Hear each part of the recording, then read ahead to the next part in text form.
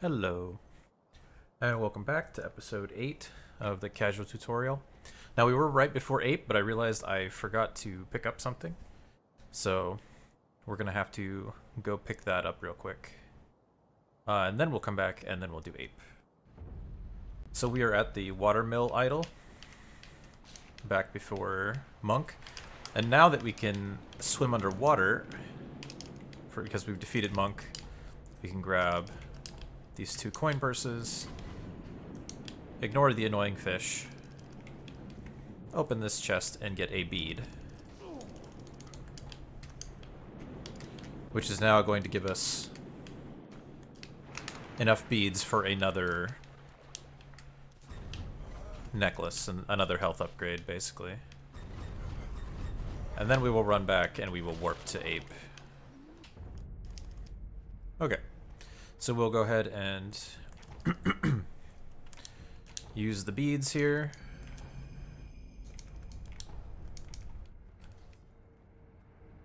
So now we're at Ape, and I think most people tend to find Ape Phase 1 harder than Phase 2. We'll obviously show both phases, but there is at least a stagger loop cheese that you can do to get through Phase 1, and that's what we're going to show first.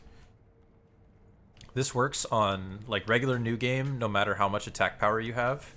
It eventually starts to not work in New Game Plus 3 because bosses typically get more poise in higher new game, and that's not just true about this game, it's true in later games.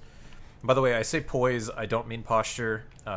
Much like other Souls games, there is, in addition to posture, a hidden stat value, etc., that determines when enemies do like certain stagger animations that is separate from posture and separate from damage. And they do still have that in this game, despite people sometimes comparing poise in the Souls games with posture in this game. They are separate in this game, and this game has both. So, essentially, Ape has 2 staggers in Phase 1 that he goes through sequentially that are based on poise damage. So, the number of R1s, and then certain attacks are also going to give us a certain amount of poise damage, like our Mortal Draw here. And so what you can do is you can bring Ape to, like, through his first stagger, into his second stagger, and then he's supposed to, once he takes enough poise damage, like, get up, roll away, and then do, like, a different counterattack. But what you can do is you can actually stop hitting him right before you're about to cause that final stagger. And then if you wait and then restart, like, right as he's getting up, you can redo the loop. And you can just do that forever until he's dead in Phase 1. So we're just going to show how to do that. So we're going to start it off. We're going to run up. Firecracker him, so he holds still. 1, 2, 2, and then wait. Keep hitting him till he goes into this stagger. 2, and then wait. And then continue. 2, and wait. Like so. And so, no matter how much damage you have, like even if you have like 1 attack power, this strat will work. You just need to get the hits off to get him to start the stagger loop, basically. And so if you don't have, if you don't like want to use Mortal Draw, or you're having trouble with Mortal Draw, it's 10 R1s is when his first stagger will happen in regular new game. So you can just kind of do the fight as normal, as I'm going to show, and then once you get that stagger, then go into the stagger loop.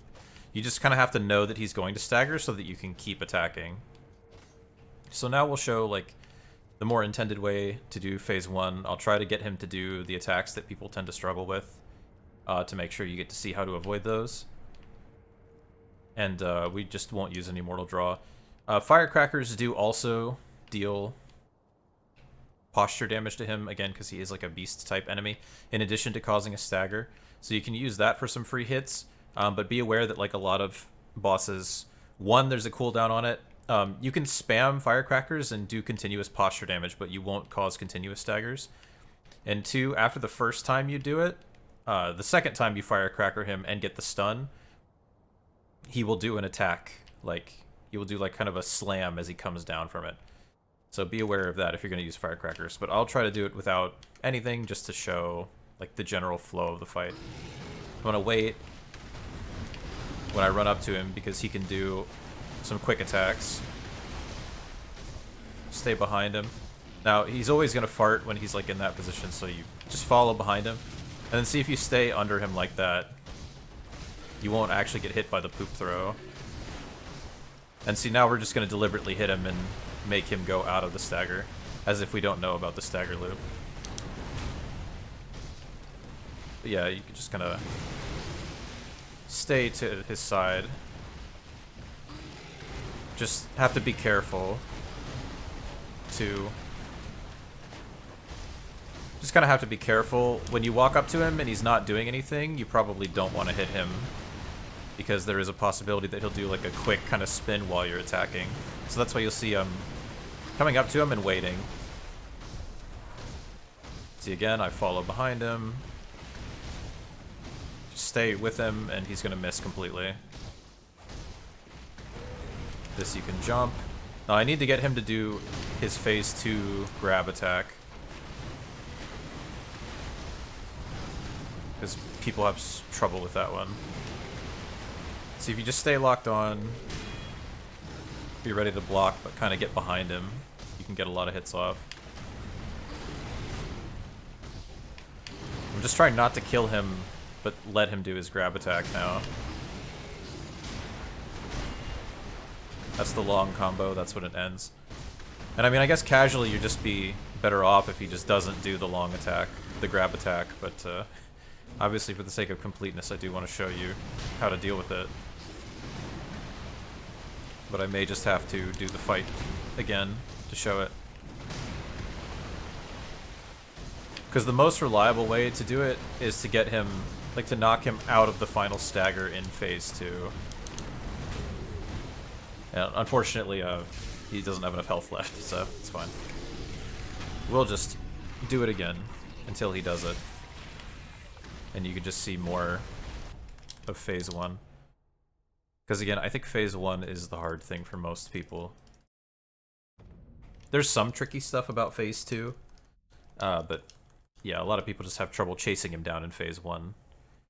But yeah, strafe around to his left, be ready to parry. It'll still take some learning to, you know, learn the specific parry timings, but it's not too difficult, and you don't get punished too hard for failing most of the time. And this is how you parry this long combo, and then just 2 hits, or you can get punished for trying to do 3. You know, just run, follow behind him. This is just all free damage if you just follow him and don't get scared.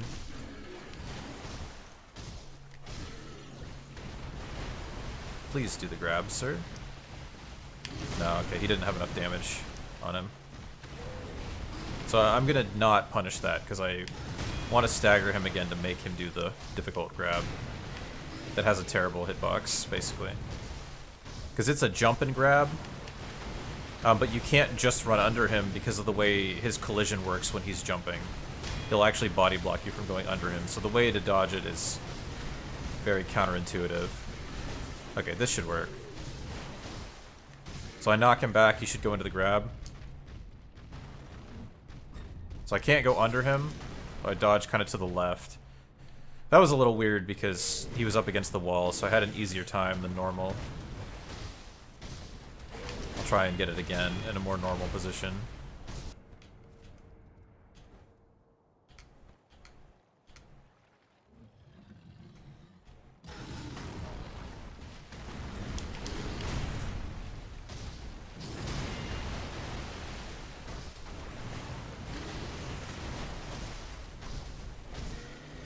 I'm actually going to do a Mortal Draw punish here just to get his health lower. So we can get him into the health range where he's going to grab. Definitely feel free to do Mortal Draw punishes if you're comfortable with them. That's the quick one where he spins behind.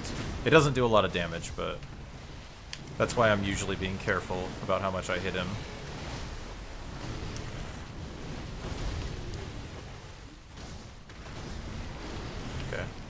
He's low. Please do the grab.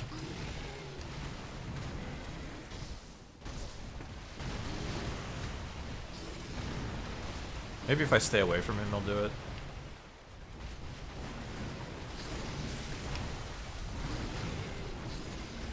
See, that's a big multi-hit combo, but if you just strafe to the left, he just, like, doesn't hit.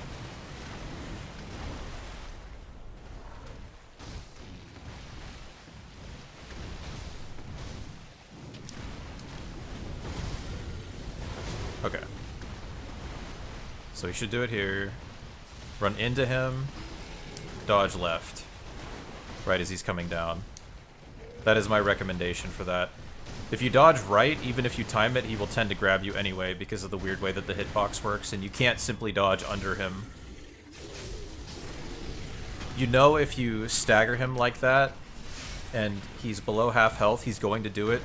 So you could also bait it and try to grapple away, or otherwise avoid it. Like, that's fine too if that's what you want to do. But yeah. Okay, so I used a lot of emblems there. But so for phase 2, we do want the spear. It's okay though, I have one emblem, which is enough to show the main thing I want to show with spear. Because you do want spear for phase 2. So now he's probably going to scream to start. No? Okay. So for this combo, you can just dodge behind him and hit him. So you don't have to learn the timing on that. And then just time this. When he goes down like that, you can spear pull. And then if you want, you can jump and mortal draw as he's getting up as well for even more damage. We had no emblems left, so we didn't do a lot of damage. Okay, the Scream, run behind him. The AoE for the Scream is smaller behind him than in front of him. So you will have an easier time. And then here again, we could spear pull punish, but at this point I'm going to let him live because I would like to show some more combos and such. The Scream, it sucks if he's got the back, like his back to the wall, you can't just run behind him, but even if you have to run ahead, you'll just take some chip damage. That you can just avoid to the right. Again, this is a multi-hit, but you can just walk behind him and then wait for the last hit.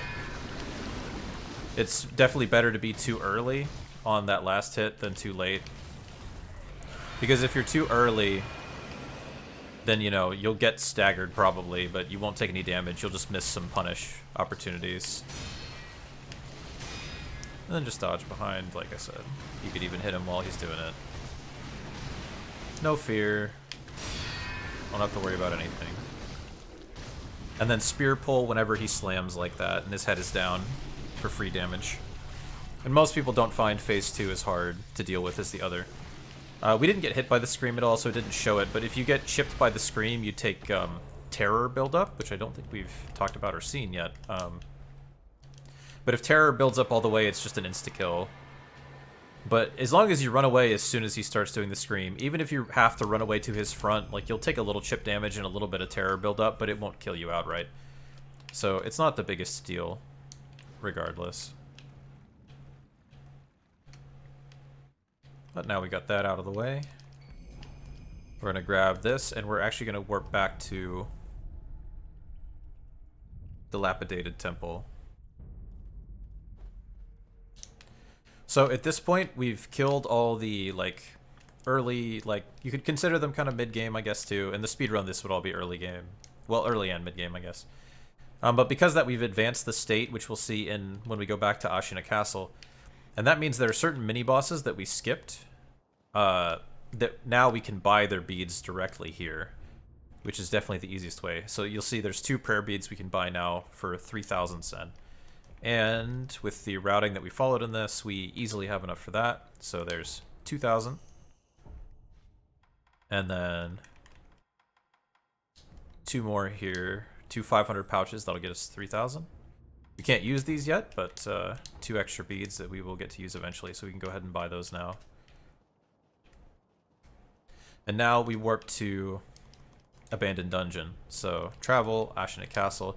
You can see these are all grayed out. We can't just warp back up to Kuro's room right now. We have to re-get all these, but it will give us Abandoned Dungeon for free.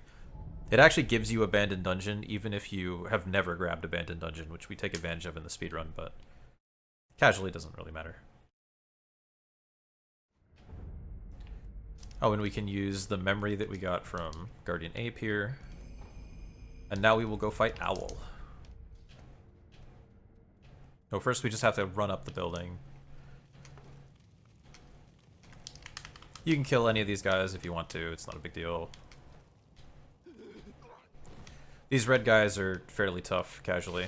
There's a pellet there, if you want it. These are some Yasha sugars, again, if you want to use those for something. You have to dive under here, there's a carp. You get a carp scale from in here.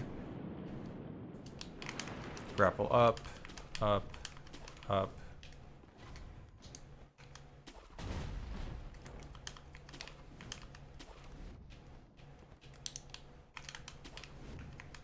We can grapple up this building directly now.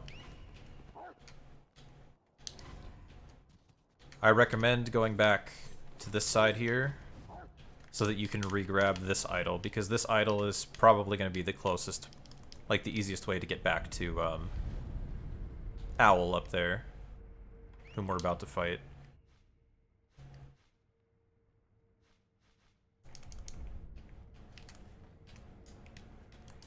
And before we go fight Owl, though, because we can just grapple up there, we're going to actually jump down in the water here. You have to be a little careful with this guy, but it's not a big deal if you die. Like, let him do an attack, and then just kind of, like, dodge around it. You don't really get iframes with your swim dodge, but you can just dodge him. And there's 1500 sen right there, which we can use later. Then a Yasha sugar, which, again, if you want to. And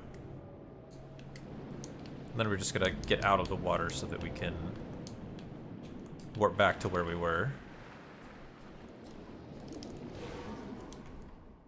Those guys are fighting, but we don't really care. Now for Owl, my recommendation is you can use firecrackers if you want, but you definitely want to save and make sure, like, save Spirit Emblems for Shuriken, especially in Phase 2. Because Owl can try to recover his posture, like we've seen some of the early game generals do. There's 100 sen right here. And so we want to be able to shuriken him to stop him from recovering his posture. You can use firecrackers, and especially at the beginning of the fight of each phase, if you want to do a firecracker into Mortal Draw, like jumping Mortal Draw, to get some health off. I definitely think that is helpful.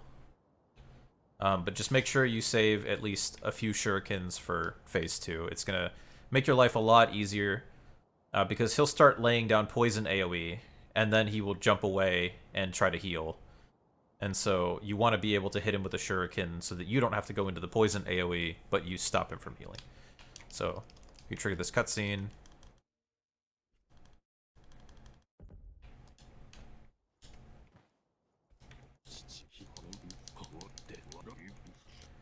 Want to choose the bottom option. The top option you can choose twice to trigger the bad ending.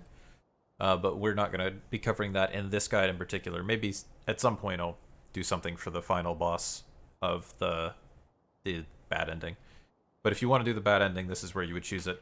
We're just going to pick the bottom option and go right into the fight.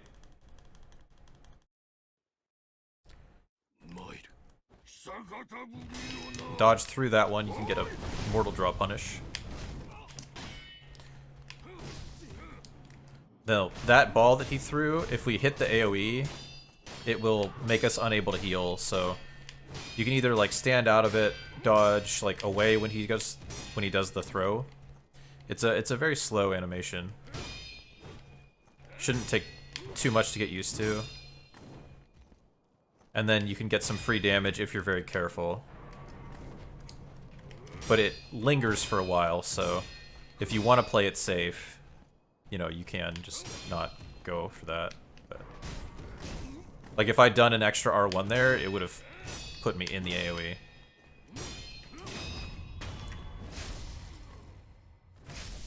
Now phase 2. He only does this the first time you get him to phase 2, and then you run up close, and he will do the smoke bomb like that. You can iframe the smoke bomb, but I missed it. I will try not to go as fast in this phase. Double. So yeah, if you can iframe the smoke bomb like that, that would be my recommendation. If you fail to iframe it, he's generally going to do like a running slash. like that. And see, that's where you shuriken him, so he doesn't recover posture. I will try to let him smoke bomb me, so that you can see. I may even let him recover his posture at some point, just to show more attacks. Okay, well, he's gonna do that instead, but you can't, like, dodge or lock onto him in the smoke initially. Like, you get stunned by the smoke, and then you can't lock onto him while the smoke is active. So, but if you stand facing forward, you can still block or parry his running attack, which is just that running attack. But since he can't manage to stun me with the no heal thing, he really wants to, like that, is the way you would deal with it. I'll kill him now and just maybe do like a second fight. So you can run after him when he jumps back like that too. It's just a little risky. And then that shoulder combo you can hold R1 to simultaneously avoid the firecrackers and do damage right as he throws them. Normally, if you just R1 him, though, if you hold R1 like that, it's a thrust attack, and he has the ability to Makiri it. So don't do, like, raw held R1s against him. But that is one specific combo where you can do it because he's already doing something else. And it's somewhat useful. So I'll do another fight now where I just kind of fight him. I won't use any Mortal Draw. Like, try to give you a chance to see more combos and the way the fight tends to flow. And then there is also a cheese for him. I will show the cheese after we do one more legit fight.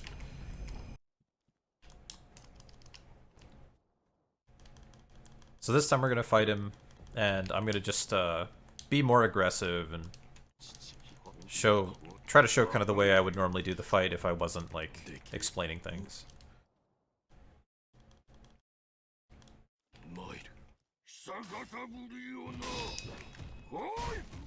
A dodge behind him and then lock on for that. Owl doesn't recover posture as much as, like, say True, or like, not True Monk, but Corrupted Monk does.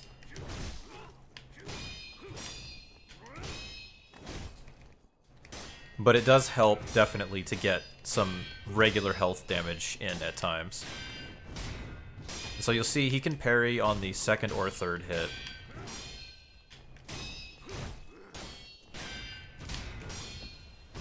But you may generally have an easier time if you don't let him parry you.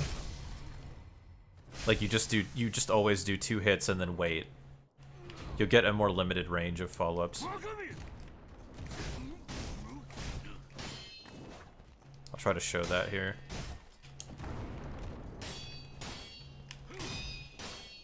See, you can even just do 1 and bait him into this over and over to get some easy posture damage. So it's up to you whether you consider that a cheese or not, but it is kind of a thing you can do. Especially if you like get him in a corner like this, but the only thing you have to look out for when he's in the corner, especially in phase 2, is him doing the poison throw like that. That is the danger of him being in the corner. So if you see him jump up and you're in the corner, you back up in phase 2 instead of following. Otherwise, you will get poisoned. And that is often what kills people in this fight, especially if they have their health upgraded like we do. They just get hit so that they can't heal, and then they get poisoned like that, and then they just die. And hopefully that gives you some potential strategies to look at. Now I will show the cheese. So for the cheese, I'm going to have firecrackers out. Actually, I'm going to start with shurikens out. It doesn't matter that much. You'll see what the important thing is. So we'll start the fight. We're just going to lock on and walk to the left. If he doesn't run at us, we can just shuriken to make him run at us. Dodge whatever attack he does. And then kind of point him into the corner here. Like so. If you just kind of point him at the corner, he will eventually jump back like that. And so now I'm aiming into the corner here, and I'm literally just mashing R1. So getting him into the corner can take some time, or at least some practice, like to do it efficiently. Once you get him in the corner, it's literally just mash R1. Which is why I'm showing this cheese. It is definitely a noob viable option. And then so he'll do this. We run up, we iframe the smoke, and we immediately start R1ing. If you've already died to him and he doesn't do that, then you can just immediately resume the cheese in phase 2.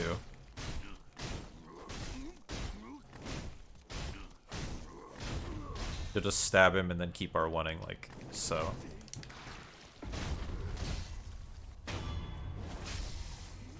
He poisoned me here, but that's fine.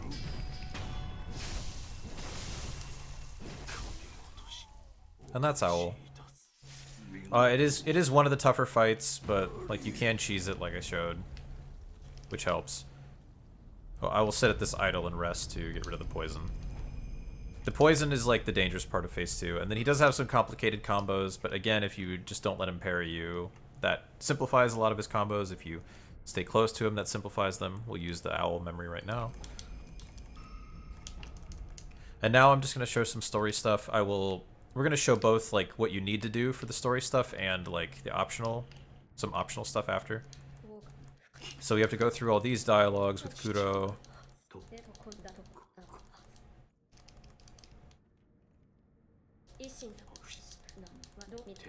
We have to... Oh, I didn't have the Sakura droplet on this save file, that's fine. So I already showed this. You should already have this done if you killed Butterfly. But, okay, we'll do it again. And then we ask him about the flower.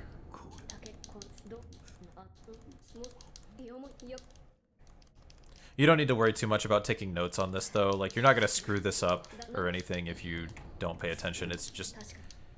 may take you longer. And then once you get the Page's Diary, you go talk to Emma a few times.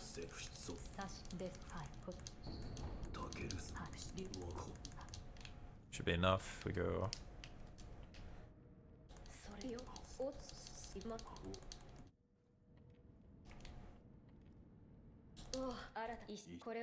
Stone, yep, we already have. Then we talk to him one more time.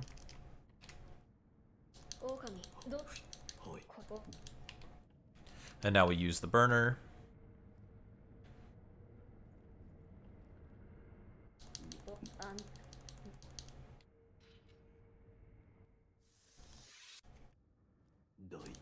And this wraps up the mandatory stuff. You have to do all this. But now we can go ahead and move on if we wanted to. But we're actually going to do something for the purification ending. Mostly because I think it's cool. It's one of the kind of secret endings. I'm just going to include it in this guide. I'm in the habit of doing it for speedruns anyway. But so you eavesdrop here on Kuro. There's other places where you can get this eavesdrop, but this is what we do in the speedrun. Then you just mash through that.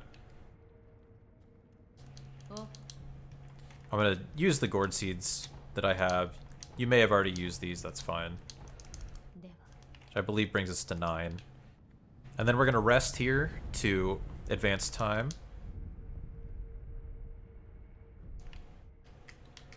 That puts Emma up here. So we need to mash through this, and we need to choose the top option here. I agree. We advance time again.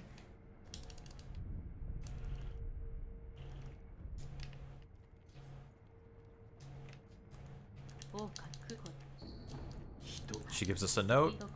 And then we advance time one more time.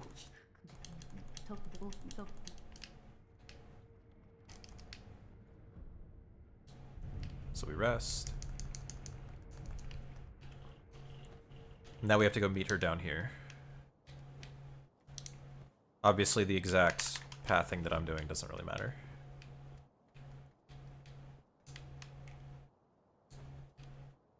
Here she is. We just mash through this. There's a dragon's blood droplet here, which is used for the dragon rot mechanic. We haven't talked about it because we haven't died a bunch. There's like a kind of a quest you can do with Emma But the main thing I want you to know about Dragonrod is that it just affects NPC quests, and you can completely ignore the mechanic for the purposes of just beating the game. It technically has some other properties that aren't terribly important, that don't really affect gameplay that much, so I'm not going to fixate on it too much for this guide. I would have to go, like, kill myself a bunch of times and stuff. But this is a rare item that is used for that. And now we're back here, Ashina Outskirts. So you can see Emma's in there talking to Sculptor, but we actually need to go behind here and eavesdrop. And now that we've heard that, we can go confront Emma about it.